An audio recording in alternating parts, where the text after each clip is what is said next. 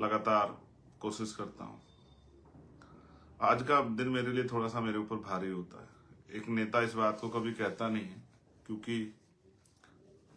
वो ये दिखाना चाहता है कि वो बहुत ताकतवर है, उसको किसी चीज का भय नहीं है, उसको किसी चीज का से फर्क नहीं पड़ता। लेकिन ऐसा नहीं, हम इंसान है, हमें फर्क पड़ता है। आज मेरे पिताजी का जन्मदिन है, मेरे लिए थोड़ा सा कठिन समय है। मेरे पिताजी मेरे सुपरमैन थे, मेरे हीरो थे। हर पिता अपने बेटे का सुपरमैन होता है, हीरो होता है। कैसे कि वो कोई भी समस्या उनको बता दे, वो पूरी हो जाती है। और वो कैसे पूरी करते हैं ये तो वो ही जानते हैं। सुपरमैन ही जानता है, आपका हीरो ही जानता है कि वो कैसे करता है। तो मेरे पिता मेरे हीरो थे, मैं उनका अंश हूं, मैंने उनसे बहुत कुछ सीखा है।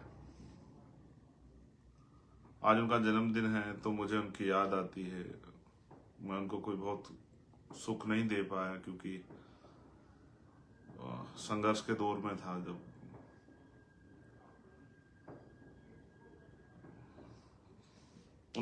जब फादर्स डे आता है उस दिन मैं लिखता हूँ, मगर उस दिन मुझे बहुत वो नहीं होता। लेकिन जिस दिन उनकी पुण्यतिथि आती है 11 जनवरी, उस दिन भी मैं बड़ी तकलीफ में होता हूँ। ये 2 दिन मेरी लाइफ के बड़े कठिन दिन होते हैं। मैं चंद्रशेखर, मेरे साथी मुझे सुन रहे होंगे, हमारे नेता, तमाम सब लोग संगठन पार्टी जुड़े हुए, मैं समझता हूं जिस लड़ाई को हम लोग लड़ रहे हैं वो आसान नहीं है, वो कठिन है। क्योंकि उसमें खुद को मिटाना पड़ता है, लोगों की उम्मीदों पे, आशाओं पे खरे उतरना पड़ता है। मैं कोशिश करता हूं कि ज्यादा काम कर सकूं, लेकिन शरीर है, सीमाएं हैं, फिर भी पालन करता हूं। अभी मैं हरियाणा का चुनाव खत्म करके आया, अब उपचुनाव आ गए हैं। यूपी में 8 सीटों पे उपचुनाव, सभी जगह नहीं जा पाऊंगा, थोड़ा थोड़ा समय देने की कोशिश करूंगा। झारखंड में पार्टी के लोगों ने कुछ सीटों पे चुनाव लड़ने का मन बनाया, वो लोग लड़ रहे हैं, वहां भी जाऊंगा समय देने। महाराष्ट्र में कुछ साथी लड़ रहे हैं। राजस्थान के साथियों के पास नहीं जा पा रहा हूँ, राजस्थान की टीम से अपील करता हूँ वो खुद में चंद्रशेखर बन के, और जो हमेशा मैंने राजस्थान की सेवा की है, कभी राजस्थान को अकेला नहीं छोड़ा, उनसे ये प्रार्थना करता हूँ कि जो चूक 2023 में हुई थी, हम लोग कई सीटें बहुत थोड़े थोड़े अंतर से हार गए थे, इस बार उपचुनाव में बहुत मेहनत करें और हमारा प्रतिनिधित्व आजाद समाज पार्टी का असेंबली भेजने का काम करें, यानी कि हमारे प्रत्याशियों को जिताने में मदद करें। उस तरह मध्य प्रदेश नहीं जा पा रहा हूँ, एक मिशनरी हमारी बहनें शायद लड़ रही है, उनके लिए भी मध्य प्रदेश के साथियों से अपील करता हूँ कि थोड़े थोड़े पैसे जुटा के उसको दें, उसको चुनाव लड़ाएं, जिससे वो इस महंगी राजनीति में सामना कर सके, आगे बढ़ सके। उसके लिए भी संघर्ष करने की अपील करता हूँ। बिहार में नहीं जा पा रहा हूँ, शायद एक सीट पे इमामगंज में हमारे प्रत्याशी लड़ रहे हैं, पार्टी ने फैसला किया, वहां की टीम ने, उनके लिए भी अपील करता हूँ। जो मुझ में आस्था विश्वास रखते हैं, जो मुझसे प्रेम करते हैं, उनसे कि वो जाके उनकी मदद कराएं। झारखंड में हमारे प्रदेश अध्यक्ष काशिफ साहब लड़ रहे हैं और टीम लड़ रही है, बहुत अच्छा चुनाव लड़ रहे हैं, कई सीटें बहुत मजबूत हैं, वहां उनकी मदद कराने की जाने की कोशिश करूंगा। यूपी में उस चुनाव में भी मैं अपने साथियों से, पश्चिम के साथियों से कहना चाहता हूँ, गाजियाबाद, कुंदरकी और मीरापुर मैं कम समय दे पाऊंगा, लेकिन आप ज्यादा दे सकते हो। आप चाहो तो मेरी तकलीफ को, मेरे भार को थोड़ा सा कम कर सकते हो। आप सब बहादुर हो, आप सब लोगों ने संघर्ष किया है। मैं जो कुछ हूँ आपके आज आपकी वजह से हूँ। मैं आपसे अपील करता हूँ कि आप जाएं, जाके वहां मेहनत करें, उन सीटों में जिताने में अपना योगदान दें। और ऐसे फूलपुर, मजवा, खैर, कटहरी, इन पे भी अपना जो है योगदान दें। इसलिए जरूरी है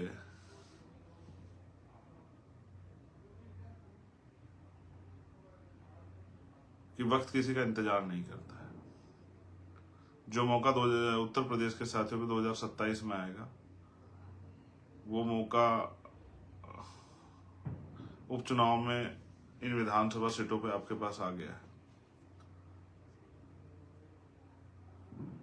मैं आपसे अपील करता हूं, मेरे हक वंचित समाज के बहादुर पहरेदारों, मैं नहीं पहुंच पा रहा हूं, आप लोग अपनी बहुत मेहनत लगाओ और मदद। कारण बताता हूं, संविधान में वंचित वर्गों को, महिलाओं को, देश की तमाम हर व्यक्ति के हक अधिकार सुनिश्चित किए हैं, लेकिन लागू कराने के लिए राजनीतिक शक्ति उनके पास होनी चाहिए। आज भी देश रोटी कपड़ा मकान की समस्या से जूझ रहा है, जबकि ये कोई समस्या नहीं है। ये तो सरकार की जिम्मेदारी है कि कोई भूखा ना सोए, कोई बिना छत के ना सोए, कोई प्यासा ना सोए, और किसी को पहनने के लिए कपड़े की दिक्कत नहीं। ये गवर्नमेंट की जिम्मेदारी है, संविधान कहता है। ये इसकी दिक्कत तो होनी नहीं चाहिए थी भारत में, कभी भी किसी को भूखा सो जाए या किसी को मांगना पड़े अपना पेट पालने के लिए। ये नहीं होना चाहिए था कभी भी। मैं इसकी गारंटी देता हूं आपको, अवसर मिलने में हम साबित करके दिखाएंगे, कोई भूखा नहीं सोएगा, किसी जाति धर्म का हो।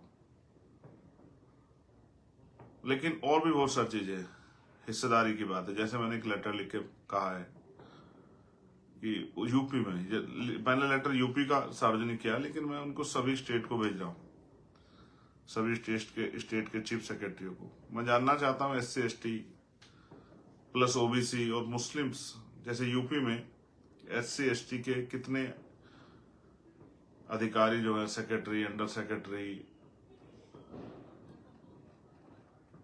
अभी हैं जो चार्ज में हैं, कितने मुख्यालयों में अटैच हैं, कितने जो हैं DGP रैंक के, कितने IG रैंक के, ADG रैंक के कर्मचारी जो आपने पोस्टिंग की है, की पोस्ट पे रखे हैं, कितने SP SSP CO थाना अध्यक्ष आपने कितने जो रिप्रेजेंटेशन संविधान में उसके अकॉर्डिंग लगाए हैं।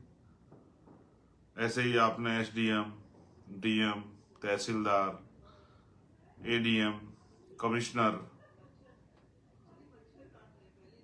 कितने आपने लगाए हैं।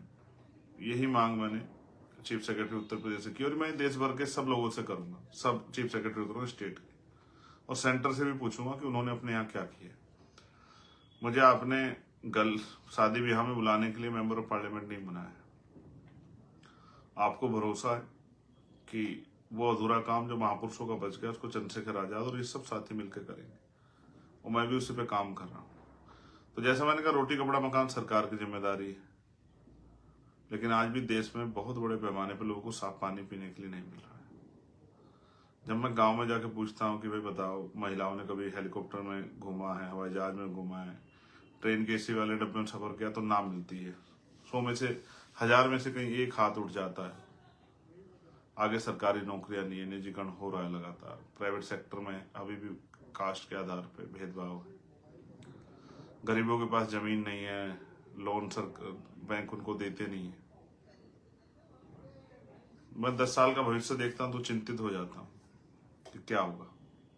एक एज ए लीडर ये मेरी रिस्पॉन्सिबिलिटी है कि मैं सोचूं भविष्य के बारे में। गरीबों का क्या होगा, कमजोर वर्गों का क्या होगा, सोचता हूं।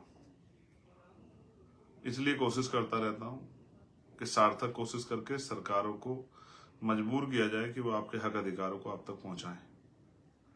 जैसे मैंने 29 जुलाई को मांग उठाई कि साहब न्यूनतम वेतन 700 रुपए की करो, तो सरकार ने 11 तारीख के आंदोलन के बाद 783 रुपए किया। जैसे मैंने मांग उठाई कि सफाई कर्मचारियों को नियमित किया जाए उत्तर प्रदेश, मैंने पत्र लिखा था।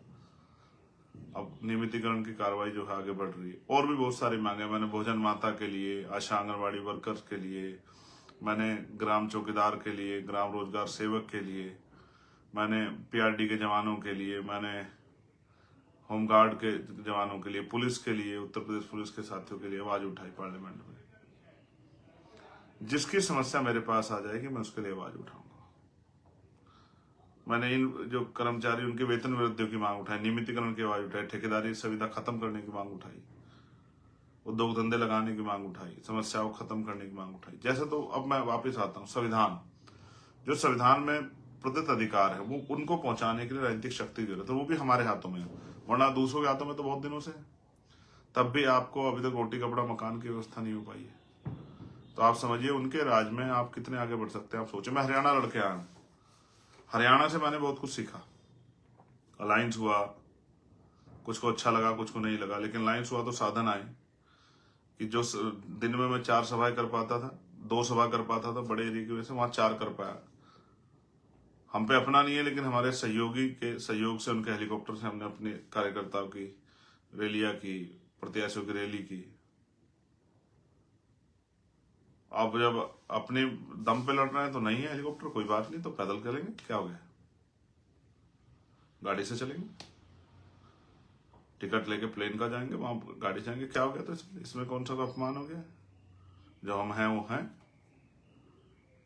भाई, हमने वो यूज करे साधन हमारे सहयोगी के, तो इसका हम उसके मालिक थोड़ा ही, और नहीं मालिक हैं तो हमें इसमें डरने क्या जरूरत है? जो हमारी स्थिति है, हमारे समाज की बहुत बुरी स्थिति इससे भी, तो उनका नेता क्यों घबराए? जिस समाज को आगे बढ़ाने के लड़ रहे हैं उनकी स्थिति बहुत खराब है, तो हम किस चीज की शर्म करें? यहां तो जो कुछ मिलेगा, हेलीकॉप्टर मिलेगा हेलीकॉप्टर से प्रचार करेंगे, बस मिलेगी बस से करेंगे, ट्रेन से जाना पड़ेगा ट्रेन से जाएंगे, साइकिल से भी जाके प्रचार करना पड़ा अपने सहयोगियों का, साथियों का, उनका मनोबल तो करेंगे, पैदल यात्रा करनी पड़ी पैदल यात्रा करेंगे। हम तो बाबा साहब अम्बेडकर के सिपाही हैं, हम तो महामना रामस्वरूप वर्मा जी के, चौधरी महाराज सिंह भारती जी के सिपाही हैं, हम तो सर छोटू राम के सिपाही हैं, हम तो रहबर आजम मान्यवर काशीराम साहब के सिपाही हैं, हम क्यों घबराएं? हम नहीं घबराएंगे। लेकिन मैं अपने साथियों से उम्मीद करता हूं, जिस ईमानदारी से बहुत बड़े पैमाने पर साथी काम कर रहे हैं, अगर सब लोग इस ईमानदारी से काम करें और संघर्ष की भावना और लक्ष्य पर ध्यान रखें, तो मैं लिख के देता हूं कि आपको कोई नहीं हरा सकता है, अगर आप ठान लो। जब ईगो आती है, अहंकार आता है, निजी सुख सुविधाएं आती हैं, तो दिक्कत होती है। कोशिश तो कर रहे हैं कैडर से ये सब चीजें भी खत्म करें। मैं भीम आर्मी के साथियों से कहूंगा कि जहां चुनाव नहीं है वहां आप युद्ध स्तर पे पाठशालाएं खोलने का काम करो, कि एजुकेशन का जो स्तर है उसको संभाला जा सके, हमारा बच्चा पढ़े, बहुजन समाज के बच्चा पढ़ के प्राइवेट स्कूल के बराबर, जो प्राइवेट स्कूल के बच्चे हैं उनके बराबर आके खड़ा हो, उनसे किसी भी कीमत पे पीछे ना रहे। अंग्रेजी पढ़ाओ अपनी पाठशाला, मैथ पढ़ाओ, फिजिक्स पढ़ाओ, केमिस्ट्री पढ़ाओ अपनी पाठशाला में, सब संविधान पढ़ाओ अपनी पाठशाला में, कि जब हमारी पाठशाला का बच्चा किसी इंग्लिश मीडियम के बच्चे के सामने खड़ा हो, तो इंग्लिश मीडियम वाले की, उसके मास्टर की भी, स्कूल वाले की भी, उसको भी, उस बच्चे को भी एहसास हो कि भाई हमारी पाठशाला का बहादुर सिपाही प्राइवेट स्कूल की महंगी शिक्षा के सामने भी मुकाबला करने के लिए तैयार है। जो सपने देखे हमने सब लोगों ने मिलकर, उनको पूरा करने में मदद करा, और जहां चुनाव वो लोग तन मन धन से लगो, एक एक आदमी को जोड़ो, बहुजन समाज में भाईचारा पैदा करो। पाल, प्रजापति, कश्यप, सैनी, मौर्य, शाक्य, कुशवा, बिंद, राजभर, केवट, मल्ला, जाट, गुजर, तमाम जातियों को, विश्वकर्मा, सैन, तमाम जातियों को भाईचारा बनाओ, उनको पर्याप्त सम्मान दो। दूसरी पार्टियां तो उनको सिर्फ वोट के आधार पर यूज करती हैं।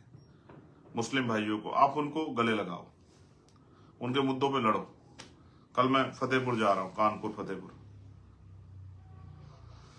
कार्यक्रम में बहन प्रिया मौर्य को के परिवार से शायद कल मुलाकात होगी, उनको न्याय दिलाना है, और एक पत्रकार दिलीप सैनी, उनकी हत्या हुई है घर में घुसकर, उनको भी न्याय दिलाना है। जिसका मामला मेरे सामने आया, अमन सोनकर का मामला आया था, मैं गया था, देखो मगर आपने एक चीज देखी होगी, मैंने वो मामला भी, पांडे जो थे पांडे भाई जिनके साथ पुलिस की मारपीट रहते, मैंने वो मामला भी उठाया। मेरे यहाँ देवबंद में राजपूत समाज के 2 बच्चों की जान चली गई, मैंने मामला भी उठाया, क्योंकि मैं इंसान हूं, किसी को अगर दुख तकलीफ होगी तो मैं उस मामले को उठाऊंगा। मैं जाति से ऊपर उठ के, क्योंकि मैं जाति की सच्चाई को मानता हूं, तो मैं अपना काम करूंगा। जैसे ज्ञान बढ़ रहा है वैसे वैसे हम लोग अपने काम को आगे बढ़ा रहे। लेकिन आपने देखा मुख्यमंत्री जी ने उस परिवार को बुलाया, 10 लाख रुपए की मदद की, उस परिवार को गले लगाया, कार्रवाई का आश्वासन दिया। हमन के परिवार को तो नहीं बुला पाए। देखो लखनऊ में रहता है वो परिवार भी, जो नहीं कह रहा हूं उसको समझने का प्रयास करो। आगरा में वाल्मीकि समाज की बच्ची के साथ 8 साल की कल एक दुर्दांत अपराध हुआ है। हमारी टीम मौके पे थी, उनके परिवार से बातचीत भी करनी थी, मगर क्या कहता उनसे, कैसे न्याय दिलाऊं अपनी बच्ची को, कैसे उन बहनों को न्याय दिलाऊं जिनके साथ जुल्म हो रहा है। वहां के एसएसपी को फोन करता, आईजी को फोन करता, डीआईजी को फोन करता, कमिश्नर जो भी वहां था उनको फोन करता, उनसे कहता न्याय करो। कहते ठीक है गिरफ्तारी कर लेते, फिर कोर्ट में वही जिस तरह की वो होती है इन्वेस्टिगेशन, वो किसी छिपी भी नहीं है। कन्वेंशन रेट इस बात की गारंटी देते हैं कि किस तरह से अपराध को किया है। तो मैं भी गया था टूर पे SC/ST वेलफेयर कमेटी के, केरल के स्टेट की हमने एडमिनिस्ट्रेशन को हमारी कमेटी के अध्यक्ष ने बुलाया था, कर्नाटक के बुलाया था कर्नाटक नहीं तेलंगाना के, आई थिंक नहीं कर्नाटका, यस केरल और कर्नाटका 2 जगह में शामिल हुआ। वहां के अधिकारी, वहां के chief secretary, additional chief secretary, DGP सब लोग आए। हम लोगों ने पूछा उनके स्टेट में क्या चल रहा है, जहां हमें लगा कि भाई समस्या उन पे भी, उनसे सवाल किए, उनसे जवाब भी मांगा। ऐसे यहाँ के जो है कर्नाटका के DGP, वहां के चीफ सेक्रेटरी, प्रिंसिपल सेक्रेटरी सब लोग आए, उनसे भी बात की, उनसे भी जवाब मांगा। उनके सामने सवाल खड़े कि सवाल किसकी, सरकार किसी की हो, लेफ्ट की हो, राइट की हो, कांग्रेस की हो, बीजेपी की हो, और जिनको मौका मिला आम आदमी, जिसकी भी हो सरकार, अपने लोगों के मामले पे कोई दोस्ती नहीं। जब कमजोर, गरीब, हक वंचित, किसान, मजदूर की समस्या का सवाल आएगा तब कोई समझौता नहीं, कोई बातचीत, कोई रिश्तेदारी नहीं, कोई संबंध नहीं, सबसे सवाल होंगे और जवाब मांगे जाएंगे। ये लड़ाई हिस्सेदारी की है। मैं किसी से दोस्ती संबंध बनाने नहीं बैठा हूं कि ये पार्टी अच्छी है बुरी है, मुझे इनके साथ अच्छा व्यवहार करना है। मेरा सबके साथ अच्छा व्यवहार है, मैं इंसानियत का दुश्मन नहीं हूं, लेकिन जो सरकार हमारे लोगों के हक खाने काम करेगी उसको छोड़ूंगा नहीं मैं। जो हमारे लोग हिस्से का बजट खाने काम करेगी, जो हमारी समाज के कमजोर, हक वंचित, बहुजन समाज के बच्चों को परेशान करने का, उन पर जुल्म करने का प्रयास करेगी। हम शिक्षक भर्ती में हुआ, तरस गए वो बच्चे, मेरी बहनें, मेरे भाई नौकरी की तलाश में, रो रो के हाथ तुड़वा लिए, पैर तुड़वा लिए, बैठे रहे बारिश में, तो आंधी में, तूफान में। अब भी दिवाली पे उन्होंने बेचारों लिख कर रख दिया शिक्षक भर्ती घोटाला। क्या करें वो लोग बेचारे, यही कर सकते हैं। लेकिन सरकार के देखो आंखें कैसे बंद है, नहीं दिखता उनको दर्द, और वो देखना नहीं चाहते। बताओ क्या करोगे। इसलिए राजनीतिक शक्ति जरूरी है कि जब सब लोग आपके अधिकारों के मामले में आंख बंद कर लें और वो आपका मजाक उड़ाएं, फिर आपको उनसे वो कुर्सियां छीन ली चाहिए जिन कुर्सियों बैठ के आपका मजाक उड़ा रहे हैं। तो मैं आपसे यही अपील करता हूं कि आप जिस भी स्टेट में हैं, जिस भी डिस्ट्रिक्ट में हैं, जिस भी गांव में हैं, कस्बे में, शहर में हैं, अगर आपके यहाँ चुनाव नहीं है तो आप पाठशाला चलाने में मदद कीजिए, उसका डाटा जमा कराइए। मैं विश्वास दिलाता हूं, हमने और अध्यक्ष ने चर्चा की है, हमारे राष्ट्रीय महासचिव साहब सब लोगों ने, कि हम गिनीज बुक में नाम दर्ज कराएंगे भीम आर्मी पाठशाला का। इतनी पाठशाला एक दिन के अंदर खोल के दिखाएंगे, हम उसकी प्रिपरेशन करेंगे।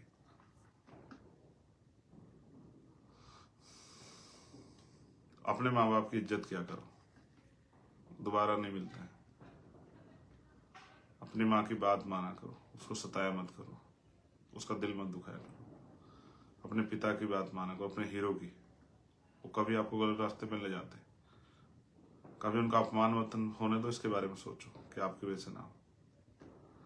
मैं आज देश की तमाम माओं के, तमाम बहनों के, तमाम पिताओं के लिए प्रार्थना करता हूं, सभी के बच्चों के लिए प्रार्थना करता हूं, महान पुरुषों से, संतों से, गुरुओं से, कि वो आप सबके घर में मंगल कामनाएं रखें, आपको स्वस्थ रखें, दीर्घायु करें, और आपकी परेशानियों में जब आप हल करने के लिए संघर्ष कर रहे हैं तो आपकी मदद करें, आपको सही रास्ता दिखाएं। मैं आपका भाई आज के दिन, क्योंकि मैंने अपने पिता को वचन दिया था, और मैं इस संकल्प को आपके सामने भी कह रहा हूं कि मैं जब तक जीऊंगा बिना किसी स्वार्थ के इस आंदोलन को आगे बढ़ाने के लिए अपना योगदान दूंगा।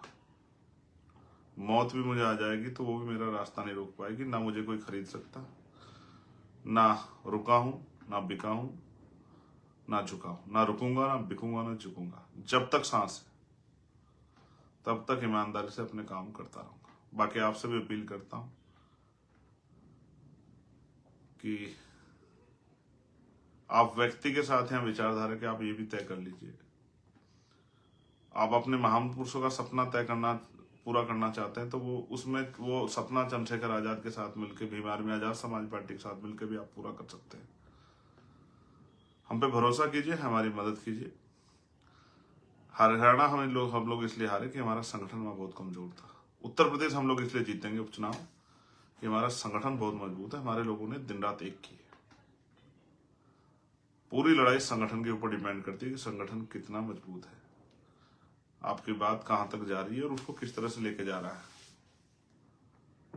बूथ पे आपका मजबूत पहरेदार है नहीं जो झंडा डंडा पकड़ के रखे, जो वोट को घर से निकाल के बूथ तक लेके आए। जब तक आप पे बूथ कमेटी नहीं होगी, सेक्टर कमेटी नहीं होगी, विधानसभा आप नहीं चुनाव जीत सकते। अच्छी बात यह कि उत्तर प्रदेश की पूरी टीम ने दिन रात मेहनत करके, प्रदेश कमेटी ने, मंडल कमेटी ने, प्रदेश कोर कमेटी ने, डिस्ट्रिक्ट कमेटी ने, विधानसभा कमेटी ने बहुत मेहनत करके अपनी अपनी कमेटियां तैयार की। इसलिए मुझे वहां भरोसा है और उनकी इच्छा ये है कि हम देखना चाहते हैं कि हम कहां खड़े हैं, कि जब 27 में हम आमने सामने लड़ने के लिए जाएं सब पार्टियों से, तो हमारी तैयारी कैसी है। जो कमी तैयारी में यहां दिखेगी उसको पूरा करेंगे। इसलिए वो चाहते थे कि हम बिल्कुल अकेले चुनाव लड़ें और लड़के अपने आप को देखें कि हम किस स्थान पर खड़े हैं। और मैं उत्तर प्रदेश की मान जनता से, इनमें भी कुंदरकी से, मीरापुर से, गाजियाबाद के साथियों से, खैर के साथियों से ये अपील करता हूं कि भाई मझवा के साथियों से, कटहरी के साथियों से, बहुजन समाज के, फूलपुर के साथियों से कि हमारी मदद करें। देखिए हमने 8 टिकट डिस्ट्रीब्यूट किए, 9 किए थे उपचुनाव में, जिनमें हमने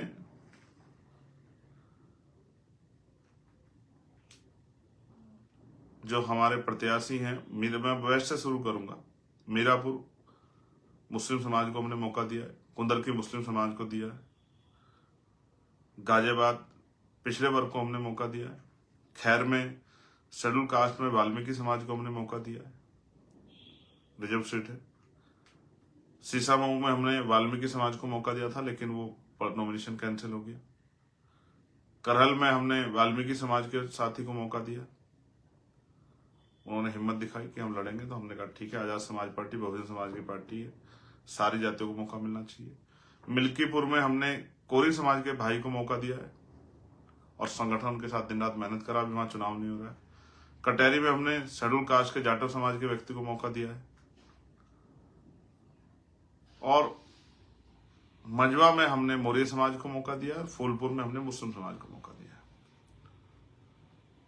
यानी कि इन 8 में 4 प्रत्याशी शेड्यूल कास्ट के हैं, 2 रिजर्व सीटें हैं, 2 सामान्य में, 3 प्रत्याशी मुस्लिम समाज के और 2 प्रत्याशी पिछड़े समाज के। हम और मौका देते, अगर और मजबूत तरीके से पिछड़े समाज के प्रत्याशी हमारे पास आते तो हम उनको भी मौका देते, क्योंकि संगठन हमारा जमीन पर बड़ा तैयार है। भारतीय मीडिया जिसका चरित्र आप और मैं जानते हैं, वो हमें इग्नोर करेगा, उनकी बातों पे ध्यान नहीं देना है। वो आपको मुकाबले से बाहर दिखा सकता है। वो तो आपको नगीना में मुकाबले में दिखा रहा था, आखिरी तक कहता रहा कि चंद्रशेखर तो 3रे नंबर पे जाएंगे, 4थे पे जाएंगे, उनको 10,000 वोट मिलेंगे, 20,000 वोट, तो आपका तमाशा दिखाता रहा। लेकिन फिर क्या हुआ, जैसे रिजल्ट आया तो आपने लट गाड़ दिए, झंडे गाड़ दिए।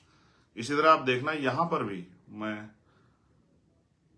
दलित समाज से, पिछड़े समाज से, मुस्लिम समाज से, किसान जातियों से, महिलाओं से, पढ़े लिखे नौजवान, बेरोजगार नौजवानों से, बहनों से अपील करता हूं, सामान्य जाति के उन परिवारों से भी जो संविधान में आस्था रखते हैं, उनसे भी अपील करता हूं कि वो आजाद समाज पार्टी को मौका दें। इससे इस चुनाव से उपचुनाव ना सरकार बनेगी ना गिरेगी, लेकिन अगर आजाद समाज पार्टी के मेंबर असेंबली में गए तो आप देखना, इसी तरह जिस तरह पार्लियामेंट में मैं हक वंचित समाज की आवाज को उठाता हूं, देश के हर मुद्दे पर लड़ता हूं, वो भी इसी तरह असेंबली में आवाज उठाने का काम करेंगे, सरकार को जवाब देने के लिए मजबूर करेंगे।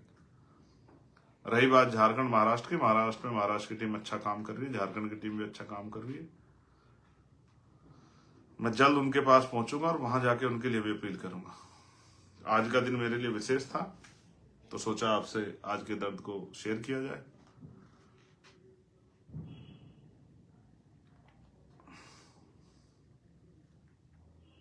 तो कहते हैं सपने उन्हीं के पूरे होते हैं जिनके सपनों में जान होती है, और पंखों से कुछ नहीं होता दोस्तों, हौसलों से उड़ान होती है। हौसले बना के रखिए।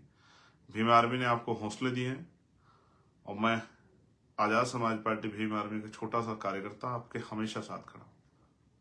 जय भीम, जय भारत, जय मंडल, जय जोहार, जय संविधान, जय जवान, जय किसान। आप सभी के लिए मंगल कामनाएं। आपका भाई चंद्रशेखर आजाद।